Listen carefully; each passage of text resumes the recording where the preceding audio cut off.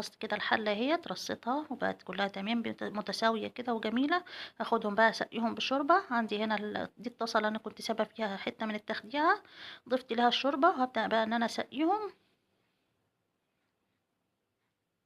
اهو. انا الاول بحط صينية الكوسة دي تاخد غلوة كده بسيطة على البوتاجاز، وبعد كده ادخلها الفرن.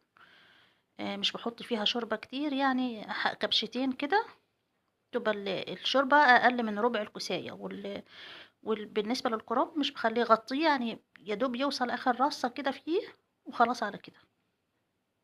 باهزّها كده هزّة خفيفة عشان بس ينزل تحت ويتشرّبوا كويس، والباذنجان برضه نفس النظام، باسقيه كده أحاول إن أنا أحُط الشوربة أخلّيها تدخل فيه من جوّه، وفي نفس الوقت مش أكتّر مش هاقلل عشان مش يتحرق منّي، وفي نفس الوقت ما أكتّرش عشان ما يكونش فيه مَيّة كتير.